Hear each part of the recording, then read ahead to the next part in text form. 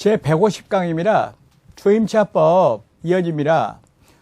우선 변제권 말씀드렸죠. 이제 최우선 변제권 말씀드리겠습니다. 이 최우선 변제권은 담보물권 그리고 국세 가산금보다 우선 변제가 이루어진다라는 얘기입니다. 그러면 주택에 예를 들어서 저당권이 설정됐었습니다. 그 뒤에라도 임차권이 들어가는데 이게 최우선 변제라면, 다시 말하면 소액 보증금이라면 그중에서 일정액은 앞에 있는 저당 채권보다 먼저 돈 받는다 그 말입니다. 아주 센 거지. 그러니까 아주 세기 때문에 금액을 너무 많이 하면 안 되는 거지. 이 저당권이 그래서 저당 잡을 때 은행에서 주택을 저당 잡을 때는 간평할 때 이 소액 보증금이 몇 개나 들어가겠는가 그거를 감하고 빌려줍니다.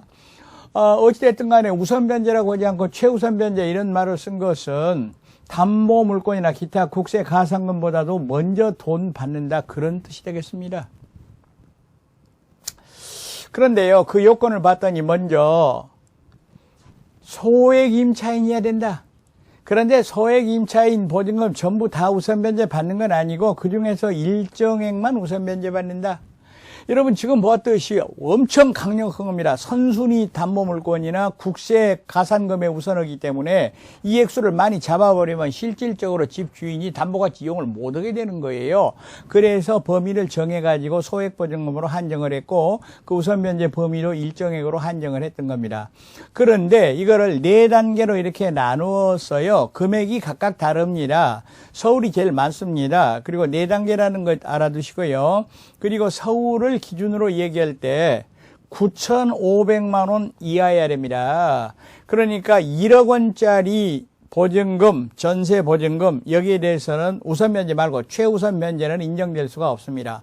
그리고 아무리 많아 봐야 3,200만 원까지만 우선 변제가 된다라는 거 유념하시기 바라겠습니다.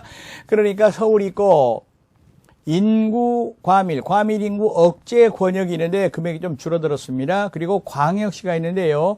인천하고 거기에 관련된 군지역은 빼는 겁니다. 그리고 안산, 용인, 김포 이런 데는 광역시는 아니지만 금액이 꽤 많습니다. 그리고 기타 지역 이렇게 되어 있는 겁니다. 여기서 주의할 것은 이거 개정 규정이 있는데요.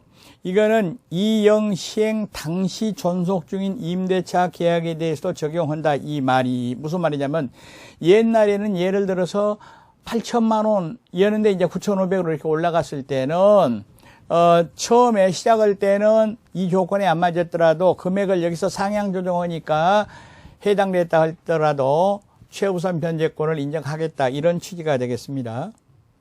두 번째, 대항 요건을 구비하고 또 그것이 유지돼야 됩니다. 여러분, 확정일자가 없다는 거 꼭 알아두세요. 확정일자. 그러면 우선 변제에서는 확정일자가 필요했습니다. 왜? 저당권하고 선후를 정하기 위해서 그랬는데, 그런데 여기에서는 확정일자가 필요 없어요. 왜 그러냐면 선순위 저당권에 대해서도 우선 변제를 받기 때문에 날짜를 증명할 필요가 없다는 겁니다. 이건 논리적으로 이렇게 이해를 하면은 오랫동안 기억에 남습니다. 암기로 되들면은 금방 잊어버릴 수가 있습니다. 주의하시기 바라겠습니다. 이와 같은 대항 요건이 경매 신청 전이면 됩니다. 확정일자는 필요 없다는 얘기죠. 그리고 또 하나 요건. 반드시 이와 같은 최우선 변제를 받기 위해서는 경매 법원에다가 배당 요구를 해야 됩니다. 그리고 이 배당 요구는 임대차 기간이 아직 남아있더라도 임대차 종료 전이더라도 배당 요구하고 끝내버릴 수가 있습니다. 그리고 더 나아가서 여기서 배당 요구 또는 우선 변제 신고를 반드시 법원에 해야 됩니다. 여러분 경매가 시행됐을 때는요. 경매 법원에 신고 않더라도 제외되지 않는 채권이 있습니다. 예를 들어서 저당 채권 같은 경우는 제외되지 않습니다. 신고 안 했더라도. 그런데 이거는 신고 안 하면은 제외돼 버립니다. 그럼 어떻게 될까요?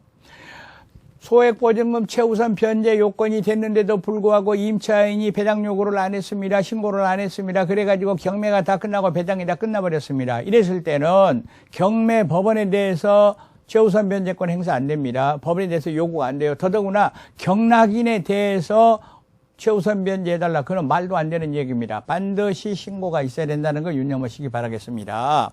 그런데 실제로 서민들은 미등기 건물에도 이와 같은 소액 또는 임대차가 많이 이루어집니다. 이랬을 때 앞에서 보았듯이 건물은 물론 대지 가격에 대해서도 우선 변제를 받는다 했는데, 여기에 대해서 미등기 건물은 건물값은 물론이고 대지에 대해서 우선 변제를 받을 수 있는가, 또 최우선 변제를 받을 수 있는가, 판례는 두 개가 다 가능하다고 보는 겁니다.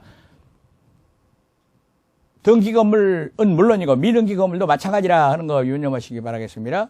다음으로 소액보증금의 범위와 한도를 보시면은